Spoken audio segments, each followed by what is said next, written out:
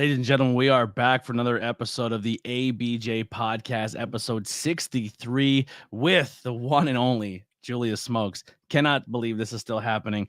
Before we get into that, I need you guys to check out the links below on the podcast, wherever you're listening to this or watching to this.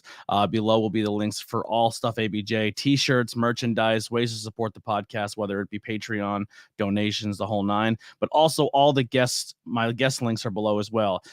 Please make sure you go follow him on all social media. Make sure you go check out if you're on iTunes or Spotify and follow him and his music career as well as his pro wrestling tees and grab some merchandise. That's what we're all about here, supporting the scene and supporting the people. Without further ado, let me just get into my sponsorship here for SVW. Guys, it has finally happened, and a whole store fully dedicated to vintage wrestling. They said it can never be done, but I have seen it with my own eyes. Suplex Vintage Wrestling is a store curated by wrestling fans for wrestling fans and located on 5th Street in Philadelphia, Pennsylvania, just one block south of South Street in the heart of Queen Village. Their shop features the largest collection of vintage wrestling apparel under one classic roof. Their selection includes classic designs from your favorite wrestlers from the Golden Age, Attitude Era, Internationals, Indies, and more. And if you're tired of watching premium live events at home, the SVW hosts the best watch party since your friend Kyle's birthday party when you were 12. I will be in attendance this Saturday watching Night of Champions or Afternoon of Champions. It is $10 to get into the store to watch the thing. They have food, drink.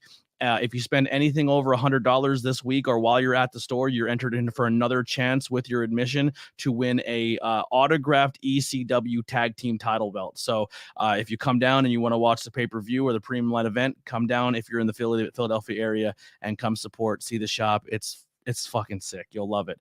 And if shirts and watch parties are not your thing, let's not forget their large selection of figures, replica belts, trading cards, and from their t-shirts and hats to rare wrestling memorabilia, they have something for every wrestling enthusiast out there. So what are you waiting for? Go check them out on suplex.svw on Instagram or on their website at suplexsvw.com and let them satisfy your pro wrestling needs.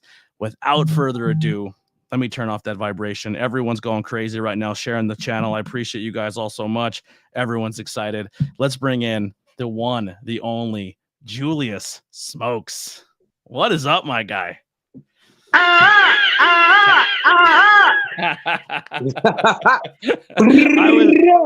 What's good, baby? You already know. That's exactly how I wanted this podcast to start.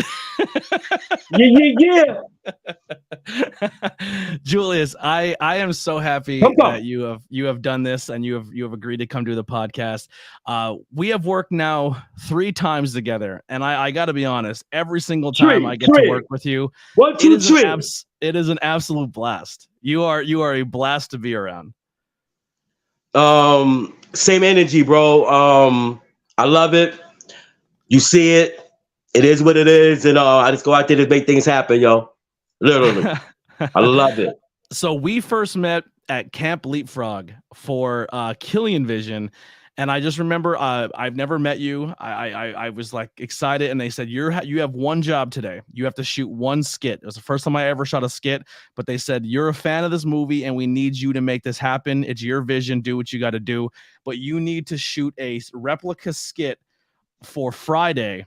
And it needs to be Julius is playing Debo, and he is sold bad marijuana by CC Boost, and it breaks into a ECW style fight. Then after the skit, straight Looney Tunes. It was amazing. It was amazing. The best was you grabbing the cameraman and looking like you're punching him, and then you fly in the air and you got knocked. It was amazing. Go check it out on High Tension Wrestling, Killian Vision. It's one of my favorite things I've ever done in professional wrestling, and involves you. And then I got to be a corner man with you with the current GCW heavyweight champion Masha Slamovich at CFU. I'm not selfish. I shared the spotlight that night. You know what I mean? Because I sound right like that. I wasn't worried about it. Let's go out there and just make things happen and represent the Russian nightmare. She is amazing. And then we got to Slamovich. And then we got to work again at the most recent one. Incredible talent. And you threw me through a light fixture. Wow. Yeah, you were in the moment. You grabbed me. You're like, how did she? I don't want to say anything because I don't want to give anything away. But you gave me a little bit of a push, and I took out a light fixture. It was hilarious. It was amazing. I wouldn't have traded for the world. But Julius, how did you fall in love with this crazy, crazy industry of professional wrestling? What's your earliest memory of falling in love with this business? It's back in the days watching Blackjack Mulligan go against Ric Flair, Mid-Atlantic Wrestling, bro. Joe Crocker Promotions at that particular time. You know what I'm saying? I was living in Virginia. So I was blessed to see it, not on YouTube when it was coming on TV, actually. Yeah. So the fever and everything was there, the Carolinas, you know what I mean? I love it. It was amazing. And just watching Steamboat Youngblood go against at the time it was what was it? Sergeant Slaughter going against Sergeant Slaughter, Don Canotto going against Ricky the Dragon Steamboat and Jay Youngblood. And this is all pre-WWE before this is still territory days. Yeah, NWA. Yep. It was like it wasn't their first pay-per-view, but it was a year before their first pay-per-view when I really got into it like that. It was heavy. Mm-hmm. Now, growing up, who were some of your favorite people that you attached yourself to that you really enjoyed watching? You already know, Junkyard Dog, bro. Another one bite the dust. Another one bite the dust. Boom, boom. You know what I mean? Absolutely. Iceman King Parsons. World Class Championship Wrestling. You know what I mean? Devon Eriks. Going against the Freebirds at that time. Come on, man. That was catching lightning in the thunder. That was catching lightning in a bottle at that particular time, bro. It was amazing. It was a great time to be and, watching the War Warriors, Ric Flair, the Four Horsemen, and all that good stuff. But yeah, that's where it's at. So when did you transition? Baby. I'm sorry, what's up? The Blueprints, baby. Yeah. So when did you transition from a fan to this is what I want to do? I want to be involved in this business. And how did you start that process? Probably like 95, 96 around a particular time. But I turned pro in 98. But I met this person named Lotto the Don from the Urban Wrestling League. You know what I mean? And we became friends. He had this commercial on this TV channel. They used to come on in Bronx Network. The Brooklyn Network at that particular time out there in Brooklyn. And the rest is history. I answered it. I went down there to the church, Pedro's, you know what I mean? Famous Pedro's gym. And met Low Key, everybody down there, TOT, Homicide, Low Life Louie, J Lover. The list goes on, baby. It's a bond right there for life. Let's go. I was just scrolling through YouTube and I didn't get a chance to watch it yet, but that's probably the first thing I'm gonna do once I get off here. Deshaun Pratt just wrestled Homicide, and he was so ecstatic for that match. So I'm excited. What happened to that boy? What happened to that boy? Great experience for him right there. Yeah. But we had to pull his britches down to give him a little spanking. You know what I mean? Yeah. Great dude, though, man. Great worker. Yeah, Deshaun. You go a lot of places, man. Humble dude. Yeah, I love Deshaun Pratt. He's one of my favorite people in the business. So what was that school like? What was training like at that place with that laundry list of talent that, at the time, no one knew what you guys were all going to become or what you're all going to do for the business. So how was that journey of just like going through it, figuring it out and coming up to those ranks? It's young puppies. Caterpillars ready to turn into butterflies. You know what I mean?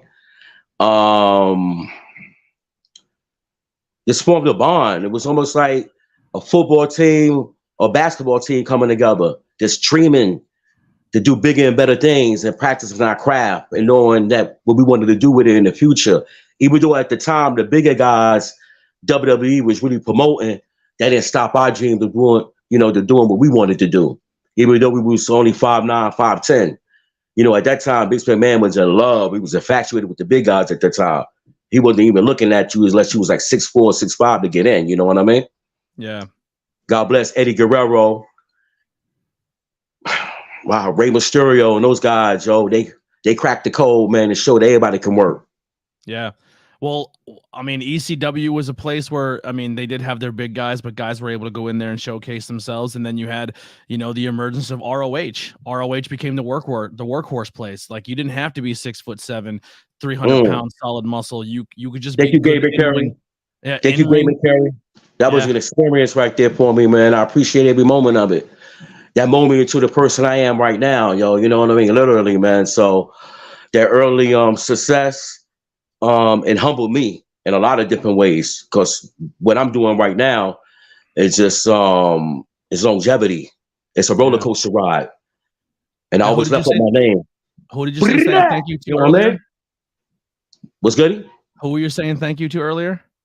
Gabe and Kerry and those guys who was putting me on, and Rob, the original owner. Yeah, so Kerry, I'll give the fans a little spoiler alert. Probably early next month, not next month, July. Kerry Sokin's coming on the podcast. We're gonna talk. Yo, love me. That's a volcano right there. That's lava right there. You throwing? That's fire. Absolutely, that's a good look. Give him his flowers right now, bro. Absolutely, that's what I'm talking about in life. Give him his flowers right now. I'm always fascinated with him for how humble he is and how amazing he is for the business and how he still goes to independent shows and support. And you have to think to yourself, like, his era of ROH, 85 to 90% of them are all on TV right now. Like, all of his generation of that is your Kevin Owens, your Sammys, your Adam Cole. Like, they're all like, they're the top of the industry, and they all came from that era of ROH. Yeah, amazing. It is what it is, baby. Yeah. The cream of the crop always going to rise one day, and you see what they're doing out there. They're making it happen. Now, so it's my boy too. Let's go, baby. Let's go. 107 Homicide, low key.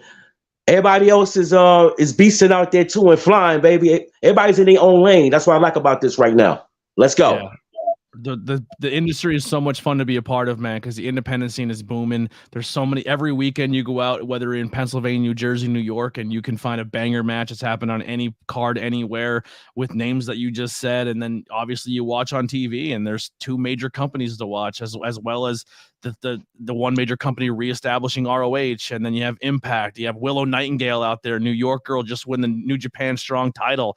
Independent wrestling is killing it for everyone, and there's so much representation, and there's so much going on when it comes to like federations running companies that's like showcase people that wouldn't have had opportunities in the past. Like Jodeci, they fiending for that talent. I mean, basically, it's amazing what you're seeing out there. Everybody's coming out the foxhole, just coming out the pandemic and everything like that, and everybody's eating right now. Just get in line. Because fans love wrestling until the day we die. It's just something about it. It's different from any other sport in the world. It's number one. Ichiban. So you wear a lot of hats when it comes to professional wrestling. Sometimes you get in there and mix it up. Sometimes you're outside screaming and being the most entertaining person in the building. What do you prefer to do more? Do you like being the guy outside? Do you like being in between the ropes, beating some ass? Where do you live with your what you like to do? I like the whole spectrum of it. I like to be Jamie Foxx, a triple threat, commentate, manage. You know what I mean? And also wrestle periodically here and there. You know what I mean? So it's always a good thing that I could be on a card and be valuable like that instead of being in a stagnant position, and also flourish at that same level. You know what I mean? And just go out there and just make things happen. I just be original, man. I don't try to be nobody but myself, bro. I've been in the mirror practicing this ever since I was in VA. Thinking I was going to go against these guys. I never wanted to be like them. I wanted to go against them. You know what I mean? So I just wanted to bring my style, to the table. There is no other person on this planet like Julius Smokes. Not even close. It is what it is. So last time we hung out, one of the things you were saying, I don't know how much of it was serious or you were just having some fun, but you were saying, how come no one ribs each other anymore? No one's messing with each other at shows. Everyone goes and gets to work, and they get, so like, for example, the last show we were at, we're running around trying to get production done. I was helping with the production team, trying to figure everything out, making everything right. You got your microphone, you're singing the whole time, you're having a blast, you're having a party all in your own, and everyone's watching. Yeah, and there's not even a camera rolling. There's not even people in the building. You're just being you, and I love that. But Natural high, baby.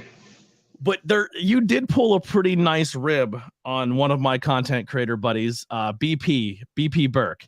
It was his first time. I think it was his first or second time ever doing sound for a wrestling show, and then it was a CFU show. I'm from the South Bronx. Did I smell fear? I'm from the South Bronx. When we smell fear, we got a snake on you real quick to see what that heart is all about, and play a rib. You know what I mean? So you went up to him, and he had Mosh's music, and you said, "Yo, play this instead," and you gave him a completely different song. So Mosh, you're all in Gorilla. You're already doing your thing, screaming because people hear you from Gorilla before they see you. Masha's getting into Masha mode. She's turning into Slam a bit. She's gonna fuck somebody up, and all of a sudden her music hits, and I'm standing behind him in Gorilla, and she just turns and gives the Masha look and goes, "That's not my music." And you look dead at him and go, "Why'd you play that shit wrong? Forget about it, Mosh. Let's get out of there." And you pushed her through the curtain. And we all go through the curtain to do like the because I was with you guys that night. And I just remember coming back through at the end, and he played Masha's Right song at the end. And he's like, "Yo, Smokes told me to play it." And then he yelled at me for playing. I'm like, and then you're like, "Got him." I love it. Ain't nothing like it, yo. We just having a great time. Moments. Yeah, it was so much fun. Having a great time out there. And then you could talk 76ers basketball with him for like 2 hours, he said. Well, not 2 hours, for like an hour. He said you guys were just talking basketball for a while. Wow. And that's kind of ironic to bring that up, that the big man didn't show up to the dance. The other guy showed up to the dance. He wanted the real MVP trophy. Yeah. To take him to the World Championships. Yeah. And that's the difference. I knew they was going to go all the way from the beginning. They had the best team, bro. Who's that? Denver Nuggets. Oh, Nuggets? NBA. Yeah. I kind of want Jimmy Butler to win it. I like Jimmy Butler. Yeah, somebody said he looked like Michael Jordan in the face. I had to get him like 2 or 3 times. Like, huh? Okay, I see a little resemblance, but he don't play like him, but he has a heart like him, though. Yeah. Yeah, there is a little bit of a conspiracy theory going on right now that there may be a connection there, but that's all it is. It's just conspiracy. So what are some of your favorite moments being in this industry? Maybe some favorite matches or matches where you're out ringside with some of your favorite people. What are some moments that really stick out in your brain when it comes to some of the things you've done so far? I think the early Ring of Honor stuff with Colt Cabana and Homicide, because we was recently talking about this at our last Catalyst Wrestling show, which was amazing. It's sellout. You know what I mean? Catalyst Wrestling is number one in New York City right now, literally. But anyway, that Colt Cabana match, that was a war. Literally, in every which way, I loved it. It portrayed what wrestling was all about on each side of the table. They brawled, they wrestled, and they told a story. And they had a chance to do it for 6 months. You know what I mean? Mm-hmm. Then the climatic, everything came to a climax out in Chicago. And, people do get lucky. It was his hometown, you know what I mean? Home cooking, Colt Cabana. We want a rematch, Colt. We love you, baby.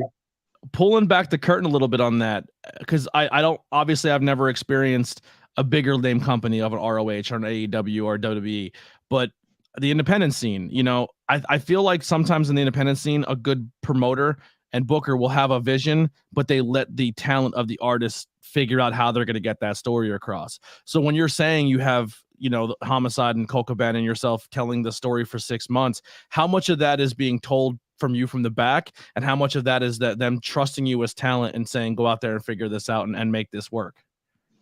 It's a combination of both. I mean, both companies, we was in the industry like for 5 to 10 years at the particular time.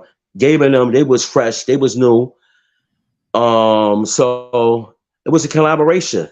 Gabe was the straw that stirs the pot. It made everything happen with the storylines and everything. He trusted us. And he seen where it was going, and he fed off the crowd. That's what, that's what it's about right there. The crowd would never lie if they like what you're doing with the storylines or not. and he kept up with it, and everybody had their own storylines going on. You know, that's what was amazing about the Ring of Honor at that time.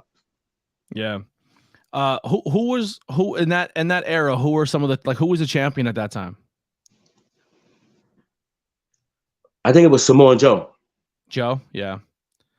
That I hope now that the streaming Austin Aries, because Austin Aries beat him in 2004. Yeah.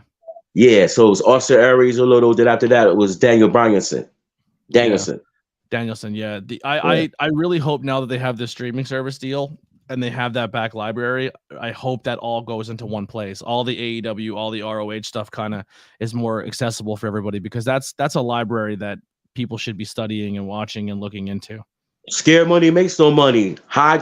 Don't hide the vibe. Got to show that history. You know where we're going and know where we at right now, literally. So I like that they're doing that, have an opportunity to take advantage of the streaming apps, just like we do in the music industry. Same flow. Yeah. So when you watch what's going on TV now with ROH and AEW and WWE, who are some of the people that stand out to you that you're like, man, I really like what they're doing, whether it be manager, because now AEW has really brought back the managerial role that was kind of lacking in professional wrestling for a long time. So maybe some people outside the ring that you're really enjoying that are doing that role, or some people inside the ring. I'm gonna put my boys over. Prince Nana is getting an opportunity to go out there to shine and rejuvenate his career and doing what he loves to do. So right there, I like Prince Nana. The world champion. I like what he's doing because he came from MLW. What's his name? The MLW AEW. World champion? Yes. Oh, AEW. The AEW MJF. Yes, absolutely. That's what I'm talking about him. Yeah. Phenomenal on the mic. I like what he does. And let me see. Not too many. I mean, I look at it for what it is, and I just keep it moving. You know what I mean? Yeah. But it's a lot of great talent out there, yo. Yeah. Really is. I like Mankids. You know what I mean? I work with him at Project Code Wrestling. That's a wrestling organization that TJ Mahoney was running at one time. I think they're still doing shows. He's a phenomenal talent, phenomenal body. He just need the opportunity. His name is Mantis. Yeah. And his boy, White, he does his thing with the bottle gimmick. So they was doing the Vulture Squad with me for a little while there. Yeah. Nikolai White. White, that's his name. Now, are you currently still under the MLW side of things?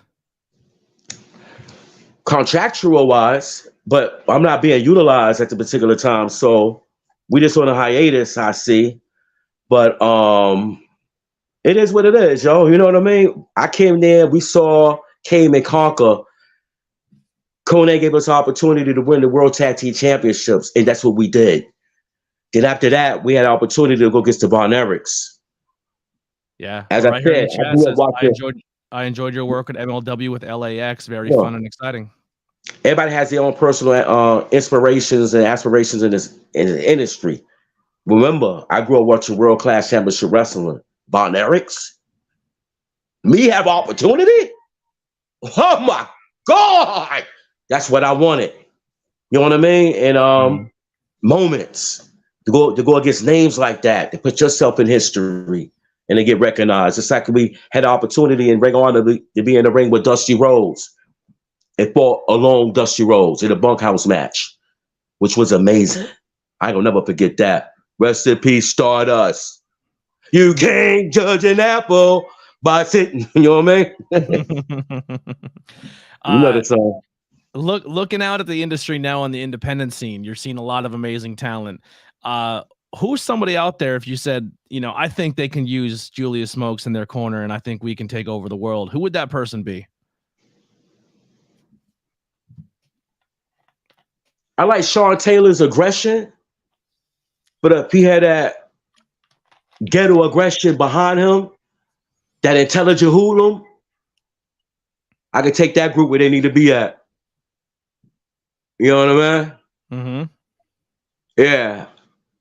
I like that guy. Yeah, and Boombaye, he doing this thing. That's MOW. all the chocolate talent right there is hungry, bro. So I like to work with my brothers a little bit more. And I always work with my tan brothers. They brought me into the business. Latinos, baby. I respect that all day and every day. Mm-hmm. You know what I mean? You know how we roll, baby. We New York City. It's a melting pot here, man. That's what I love about this place, man. If you got hate, you ain't gonna eat here, bro. Yep. Get the hell out. Seriously. All nationalities are here, man. And we flowing. Yeah. Only color I see is green. Let's get it. Can't peel that blue. Can't peel that blue. Can't peel that blue. How did you get linked up on the independent scene, being the manager of Masha Slamovich?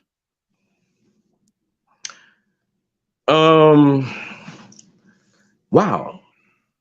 That was a situation that came out of nowhere, yo. We just started working together at Combat Sports Wrestling, right? I mean, what Combat Fights Unlimited. Comeback Unlimited. Yep. Sorry about that. Comeback Unlimited. Phenomenal production, and women rules the world. I started working with Jesse Brooks. You know what I'm saying? Years ago, with Chris Levins.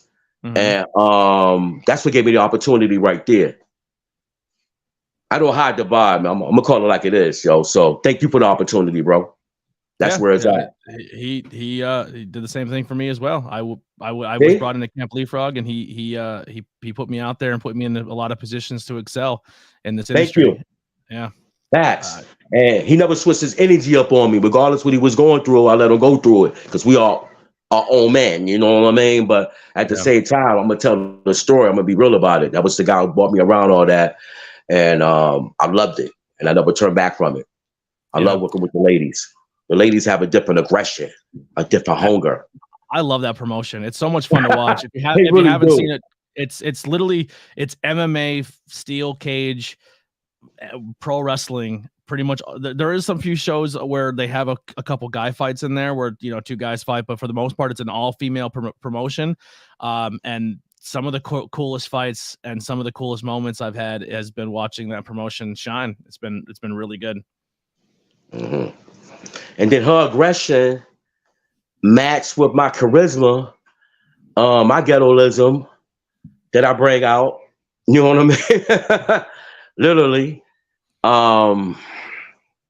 It was like peanut butter and jelly, man. With the nuts. Yeah, it was.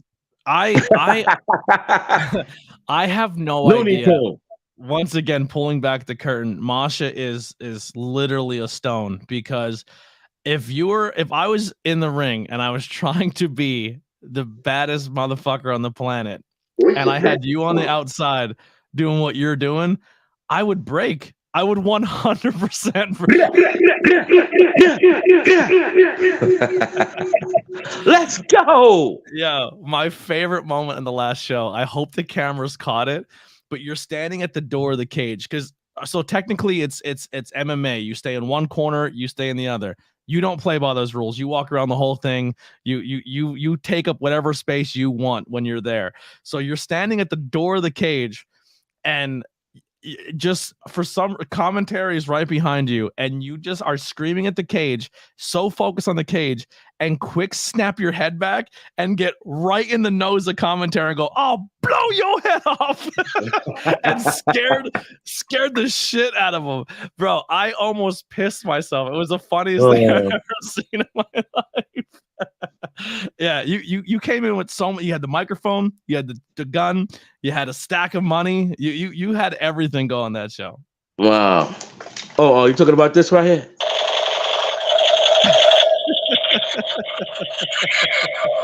I bear to carry toy arms. Toys. Yeah, I grew up in VA, North Carolina, man. We play with toys like that all the time. Toys. Yeah, toys. And have fun with it. Wow, imagination. But I'm deliciously profane. I'm gonna mess with your anxiety for a quick minute and entertain that. Like Mike Tyson used to do when he used to come out there. You used to love to get scared by that guy, right? Yeah. Everybody used to love Mike Tyson to scare him. That's why I used to go to the show. It was a certain intensity, anxiety he used to give you if you looked him dead in his eyes. You know what I mean? You definitely induce that anxiety because, especially in a day and age where we live in this industry, I got that for a lot. You have to be careful what you say. You don't give a shit. You will say whatever you want to say, and it just nobody cares. It's like, how do you tote that line of just like, I'm going to take you right there, but I'm not going to cross it? Because I'm saying exactly what you probably want me to say with no profanity. You know what I mean? With no profanity, to spit it in a whole different way and spit at it. You know, that's what it's about. Just being poetry emotion out there, not taking away from the match, added to the match, and being an extension to the crowd, to the wrestler in there. That's the way I would react of somebody I liked that I was going for in the crowd. You know what I mean? That had, and I got their back. Like Bo Diddley had Muhammad Ali's back in his corner.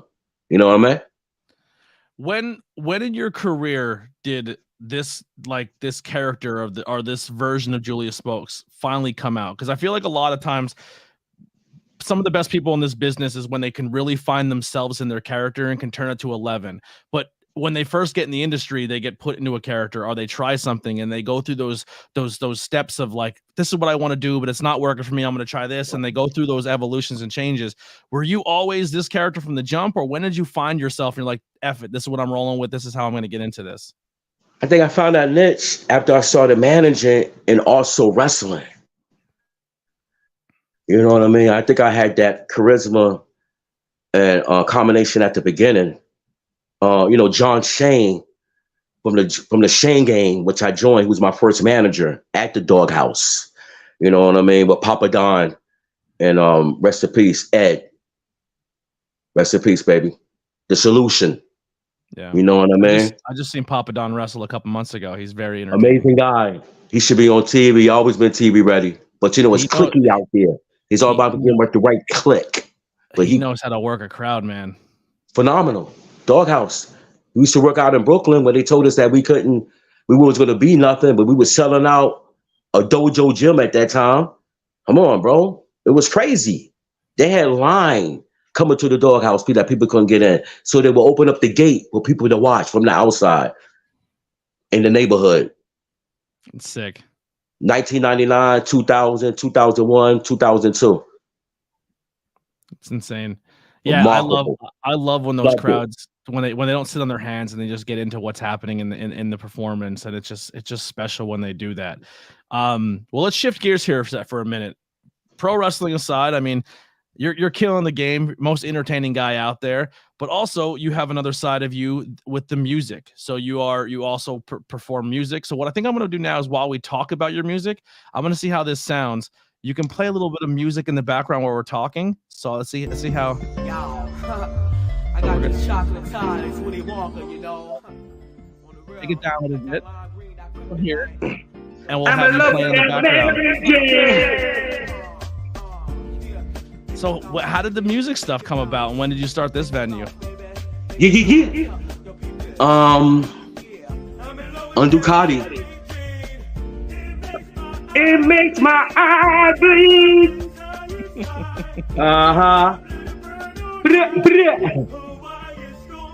Love that. We'll vibe with it in the background. Let's talk about it. Yeah, we was basically just chilling with DJ Scott LaRock. Back in the days, he was on my block when I grew up. You know what I'm saying? Boogie Down Productions. And my sister, Melissa Smokes, she was also affiliated with Boogie Down Productions. You know what I mean? So when we came to New York City, we lived on Finley Avenue. So it was like, wow, just seeing these rappers and seeing MC Light, everybody that was coming around. It was like, this is what I want to do. And I just started making demos in Mitchell Projects with my boy DJ Dr. Shock. You know what I mean? He was down with the Foursome D's. He was a DJ for them. You know what I mean? And I was making music with my cousin on Ducati. And the rest is history. We just started just doing it. Lost Boys to the Buddha. How long has it? Lost Boys? Yeah, we was originally the Lost Boys. Oh, And okay. then we had a show. We had a some kind of talent show at Sweetwater's, like at 92, 93. And we was told that it was another group, a gangster group. You know what I mean? Some kind of that was the Lost Boys. So we was about to come out. We was like, yo, we ain't worrying about that. We flexible. Didn't the Lost Boys make that song Renee? The Lost Yeah. Boys and Mr. Cheeks. Here's the honey. Yeah. Here's a tune about this honey named Renee that I met when I love that song. Mm-hmm. Absolutely. But it's all about copywriting and everything like that. We didn't do that with the name. So we just switched names, our manager, and called ourselves the Buddha Heads. Mm-hmm. And the rest is history. So you've been doing the music as long as you've pretty much been doing the wrestling side of things. So you've been kind of coinciding with them the entire time. That's awesome. Straight out of high school. Straight out of high school, bro. I wasn't playing. Yeah. So I had college opportunities. I got college letters from everywhere, bro. Washington State University. Scholarship from them. Davidson, the one that Curry went to. I didn't know that was a big college at the time, but I got bad letters from them. North Carolina, Virginia. But music and wrestling was in my heart at the time. So I was in New York. Had to get to work. Yeah. Let's go. All right. Well, I told Julius I will try to keep him here for 45 minutes. I don't want to keep him too long. He has a lot going on. He's a very, very busy man. So if anyone has any questions in the chat they want to ask Julius, or now is your chance. We'll give you a couple minutes here to get them ready and put them in, because there is a little bit of delay between what they hear from us and by the time it gets to them in the chat. But what are some shows you have coming up, or some places that people can come see you very soon? Well, you know, Catalyst Wrestling is where I'm at. You know what I mean? Definitely got to go check them out. July the 8th, we got a show at Chilo's. It's an outdoor event. It's usually sold out. It's amazing. They sell tacos, margaritas, everything, bro. It's amazing. I call that's my Great American Bash in my eyes. You know, I'm old school. Yeah. That's my bash on the beach in New York City right there. So those guys come out and see that. Then I got a show on July the 8th. Hold on, July the 24th. I'm trying to pull that up right now. It's a new promotion. It's called Loud. Yeah, Grim Reaper. He's a promoter and booker at that organization, and it just came out. I'm gonna pull up the credentials right now. Real quick, special. I'm looking at the Catalyst Wrestling page. You had some special appearances from Trevor Murdoch, the NWA champion, Trey Miguel, and then here's some of the roster here at Catalyst. Mr. Darius Carter, who in my opinion is the top-notch dude in the business right now. That guy, he conducts himself in a professional manner. From the second he gets out of his car to the second he leaves, he gets back to his car later on that night. 3-piece suit. The guy is college boy. He's amazing. Uh-huh. Then you have Steve Gibby. I'm sorry, I can never say. He's trying to help him pup and blow my house down right now. So he's trying to blow smoke my way. And Steve? we want all that Kimberly. See, we got an angle going on right now. Something happened this past weekend, so it's kind of ironic that you brought him up. You know what I mean? Does he ever don face paint there? What's good? Does he ever do his other character there at all, or is that where he just goes as Steve? He's an asshole, and the crowd loves that. Yeah, he has a great look. Colby Carino, Bobby Orlando, Homicide, Josh Woods, Masha Slamovich, Ghost Shadow, Wrecking Ball. Kaya McKenna. Man, I miss Kaya McKenna. I haven't seen her in forever. Pull back. Let's talk about Ghost Shadow. That's somebody I manage. Okay. You know what I mean? And a lot of different spots and whatnot. Project Cole Wrestling was one of them. He was a Vulture Squad member. Mm-hmm. Only thing he needed is opportunity. He started a lot of trends when it came down to this wrestling with lucha and everything like that. His footwork is amazing. He's like Michael Jackson out there mixed with Prince with his footwork. You know what I mean? So anybody get the opportunity to go out there and see Ghost Shadow on a card, you pay your top buck to go see that guy, bro. He's amazing. Go ahead. Two more guys I'll pay my top dollar to see in this company: Devontae's and Matt Makowski. Matt Makowski should be coming back soon from injury. Obviously, you guys with the rep. Jordan Oliver is a mainstay there. Aaron Ash, Casey Navarro, Griffin McCoy, Black G's, Lucky Ali, Boom Harden. I mean, this promotion's sick. That's a roster. And they have a 360 camera work that is astounding. It's phenomenal. They setting trends out there. You know what I mean? They're not being stagnant and trying to follow nobody else's directions, bro. Then they have the Android that flies around and take the camera. Oh, like a drone shot. Yeah, droid shots. That's what I'm saying. Okay. It's spectacular. Scare money don't make no money. Not cheap production, but they see their money back from it. That's what I like about it. The way to watch them is going on the premier streaming network.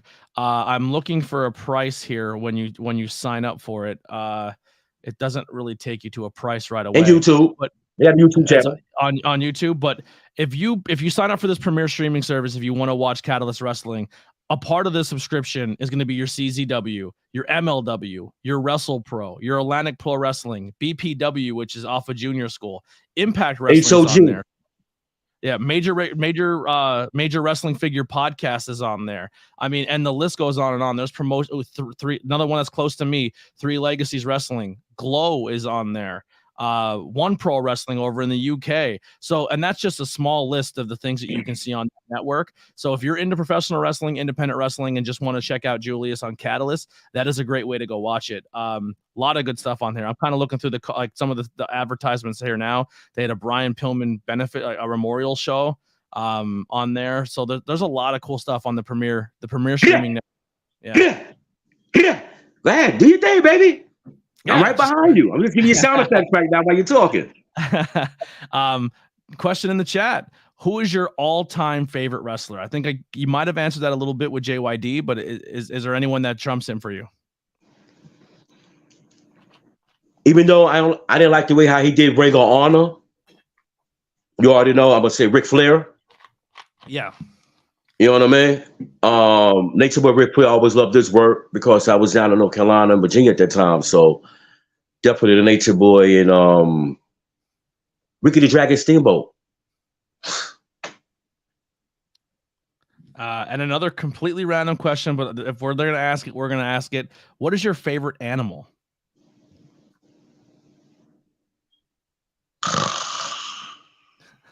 That's a tiger. No. No, you. That's why Salem's Lot face right there. You're supposed to be scared. Salem Lot, the scary movie. Yeah. But say it again. Your favorite animal? Animal. That's a dog. A dog? Yeah. Do you have a special breed, a favorite breed, or any dog? Any dog. Any dog. I love that. You just got more bonus points in mine. You're a dog guy. I love that. Julius, it's about that time. We're coming up on the 45-minute mark. I want to thank you so much for doing this, man, and coming on the podcast and talking to me. I every time I'm working on a promotion and you're there, I get super excited to see you. You make my day every single time. Keep doing what you're doing, man. You are the most. I want you on TV weekly, but it is what it is, you know. But I'm glad that you have so much of an impact in the business, and some people who you are working with that are still doing great things, and then people who you work that are on TV now. So you have left a huge legacy in this business, and like I said, man, you're an absolute joy to be around. Deliciously profane, baby. I love it. But I love the money, money, money, money, money, money, money, money, money. Don't let money change you. The money dollar. Let's go, baby. Where can people find you on social media? Just Google Julius Smokes. I'm the only Julius Smokes in the world, so that's what you do. You Google that. Everything is authentic. Follow my music. I got a video out there, Can't Stop Me, with Undo Cardi. That's amazing on Vivo. That Julius Vivo Smokes. You got to get that. I'm on everywhere, yo. You know what I mean? Spotify, iTunes, Apple Music, iHeartRadio. Get that, yo. I'm there, yo, man. Yeah. Absolutely. Yeah. And all those links are below for everything Julius Smokes, social media, as well as his YouTube channel, his website that you can buy And merchandise Loud from. East. It's and called all Loud his East music. Wrestling. Yep. Loud East. Oh, Loud Wrestling. East. It's gonna be in the Bronx. You know what I mean? And Randall's Island on the 24th. Once Be I get my there. car, I get my car up and running, you're gonna see me up in those New York shows. I'm gonna come check out We're taking over the Bronx. It's gonna be on the promotion of the Bronx that's doing their thing. Everybody's eating, and we about to feast. Training animals for tomorrow, baby. Taft High School. They said I was gonna be here. We was gonna make it. I'm here, baby. Let's go. Control aggression. There's no better way to end it. Here's some music by Billy Trey. We'll see you next time.